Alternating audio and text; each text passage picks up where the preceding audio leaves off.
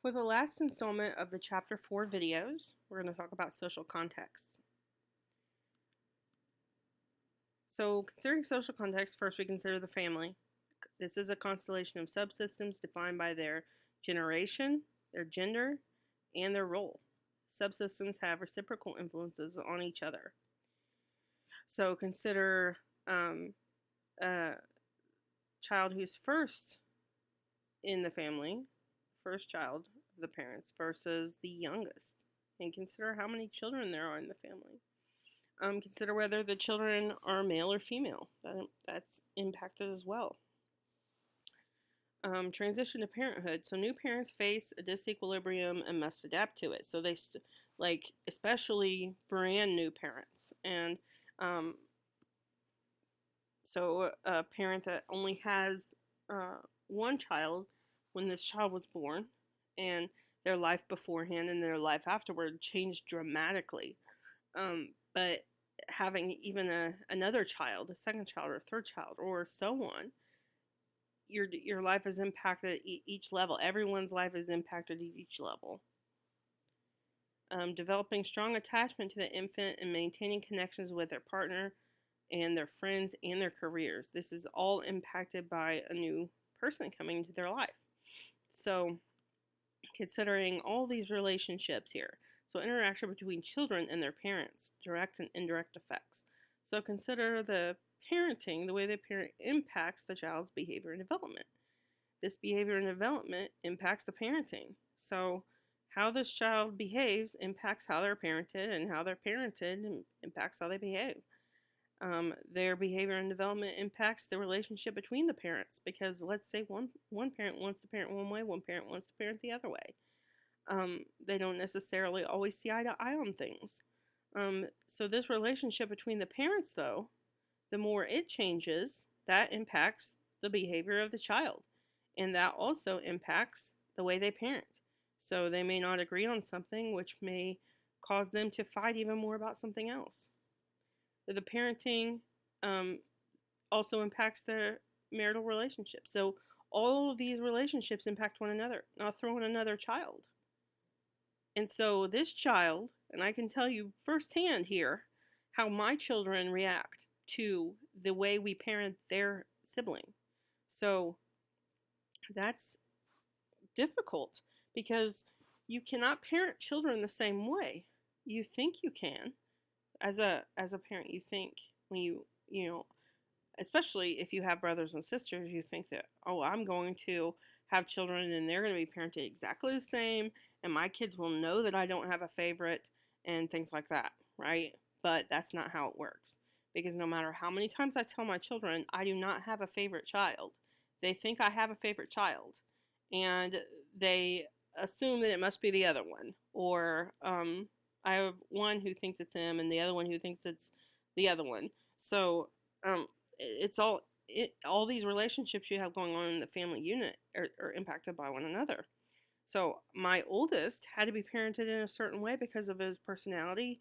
His temperament was different than my youngest. So he got in trouble more, and he was first. So you feel like you don't have any idea what's going on.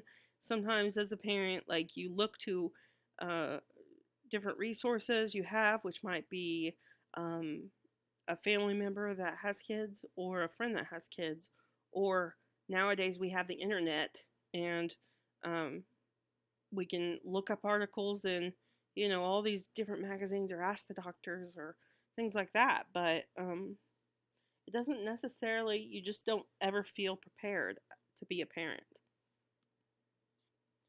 Reciprocal socialization. So bidirectional children socialize parents just as parents socialize children. So considering parents take their children to socialize in different ways, and then as a parent, you're socializing with your child, and you're socializing with these friends of your children's friends, and there's a lot of socialization opportunities having children. Scaffolding parents time interactions so that infants receive support when it is needed to advance a skill. So think about a child learning to ride a bike. A parent is behind them, helping them with each step of the way. They get them their training wheels, and then they take their training wheels off and they run beside them. This is kind of like scaffolding. So considering an infant, you think of, okay, you see your infant reaching for this thing. You want to dangle this toy in front of them, so they reach for it. And at first they may not look like they're reaching, but you keep dangling the toy and eventually they grab it. And then you're like, oh, what can we do next? So as a parent, you just are trying to support your child and their skills at every level. Managing and guiding their infant's behavior. There's attempts to reduce or eliminate undesirable behaviors. So you're proactive and you child-proof the environment. So as a new parent, especially as a new parent, you baby-proof your house. You put gates up. You're like, do not want my child in this room. I'm putting a gate here. You go to all sorts of lengths to try to protect your child from these different things that you do not want them to do. You might correct them. So you tell them no. You engage in some sort of discipline or corrective action. The special concerns are that this discipline does not become abusive. So here's the chart from your book where parents' methods for managing and correcting infants' undesirable behaviors. So these are the different methods, and this is the percentage of parents that have used it at this 12 months of age and then 24 months. So they typically divert their attention, or reasoning is a big one. Timeouts are a big one. But you notice a lot of them ignore it. By 2 years, they're like, oh my gosh, they're not going to listen to me anyway. So sometimes it's ignored. Many of them yell. Many of them threaten. Most parents use a variety of these. It's not just, oh, I'm going to focus all on timeout. That's not how it works. So you try to find something that works with your child. Spank with their hand. Many parents might spank. Fewer spank at this age than this age. Slapping their hand. You notice it just kind of like the disciplinary action increases here, and that's partially because there's a lot more life that has happened since. So the old methods may not work as well. But as I was going through research, I found the spanking and child outcomes, old controversies, and new meta-analyses. So this is the old controversy to spanking work. Have you seen the memes that people post? Oh, I was spanked as a child, and look at me, I'm fine. But consistently in the research, it shows that spanking is bad for your kids. So meta-analyses. This means taking a ton of articles and putting them together. We're looking at a total of 111 unique effect sizes. So 111 unique different statistical studies representing over 160,927 children. 13 of the 17 effect sizes were significantly different from zero, and all indicated a link between spanking and increased risk for detrimental child outcomes. Negative child outcomes, this is not what you want. You do not spank your kids knowing that that something bad is going to happen later. The effect sizes did not substantially differ between spanking and physical abuse. So think about that. So the effect sizes for these detrimental outcomes did not differ between spanking and physical abuse. So that's really important to consider. So no matter what, even if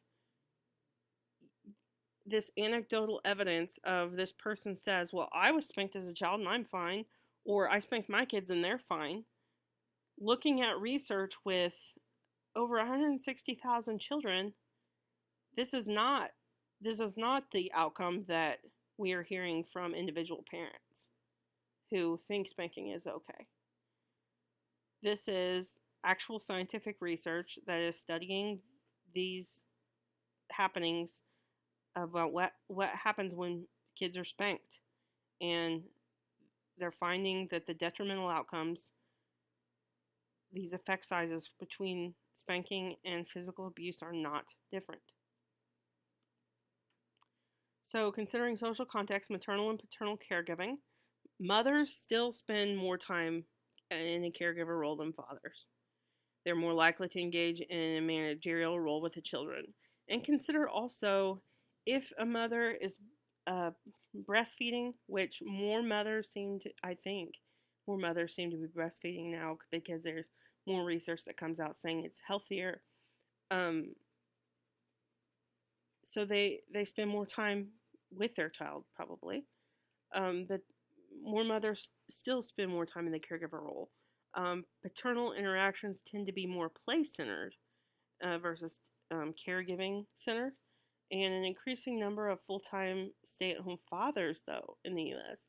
Stay-at-home fathers are as satisfied with marriage as traditional parents, but they do miss their daily workplace life. They typically miss that, and they tend to be ostracized, excluded from play groups.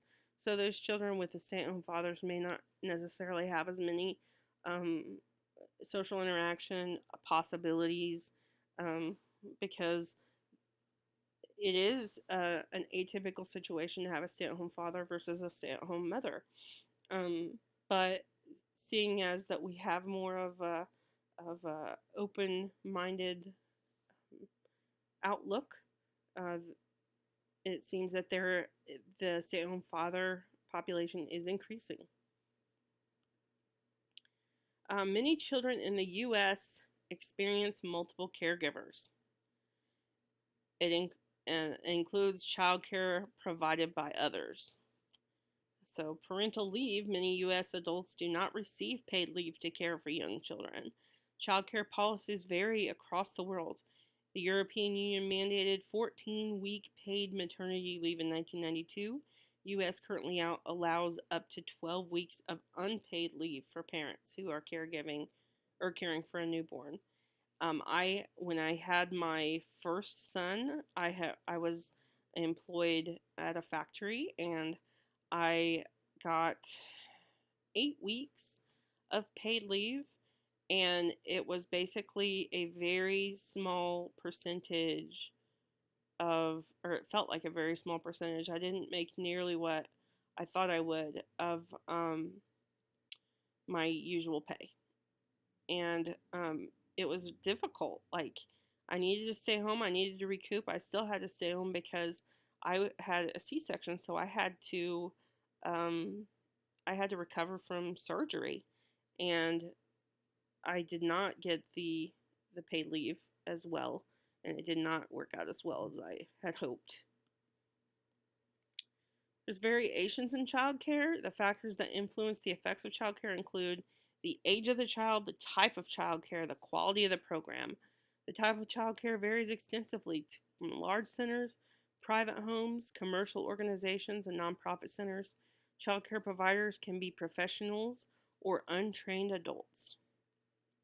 So, for instance, right now, I take care of my niece, who I take care of her on certain nights because her mother has to work and she's a single mom. She is a nurse. She just graduated from Indiana University East and got a job as a nurse in Indianapolis. And she works the night shift. So I think she works 7 p.m. to 7 a.m.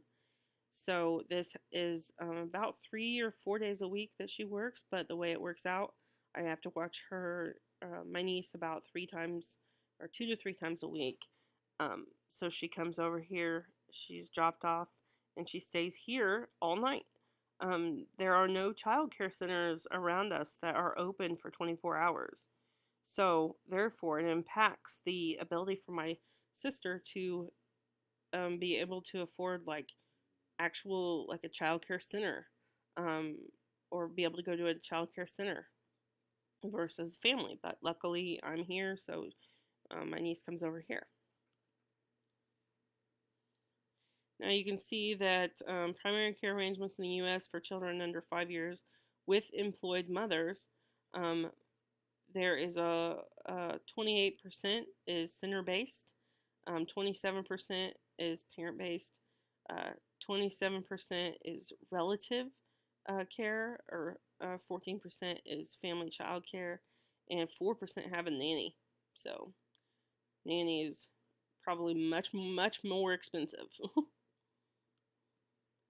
High quality child care includes active engagement in a variety of activities, frequent positive interactions with the child, encourage child to talk about experiences, feelings, and ideas, safe environment, age appropriate toys and activities, low caregiver child ratio. Strategies the parents can follow in regard to child care: recognize the quality of the parenting is a key factor in your child's development. Make decisions that will improve the likelihood that you will be good parents, and monitor your child's development. Take time to find the best child care rather than just what's the first one you call. Now, for this coming week, I want you to begin on assignment 1 by generating some questions to interview a child, new mother, an infant, or pregnant mother. I want these to relate to what we have learned so far. We'll talk about these in class, though, before you actually give the interview, but because I want to help each of you think of questions that might be good to ask, and you can help each other by, voicing your questions in class. But I also want you to find childcare in your area. So call and visit local child care centers to ask about the programs. Look at their websites, gather flyers or brochures. See what types of child care is available and how much it costs per child per week. Each person should gather a list of 3 child care facilities. Make sure you note the times they're available, the hours of operation, cost per child, ages allowed. Like, do they take newborns? What ages do they accept at all? Whether food is provided. You also want to check out what types of activities are offered. You'll want to know how many caregivers there are. What you want to figure the caregiver to child ratio, because remember we talked about right here the high quality daycare, low caregiver child ratio, safe environment. So you want to find out how safe is this place. Is this a person's home? Is somebody offering childcare like out of their home? Is it a facility? Are there guards to certain things that they shouldn't be getting?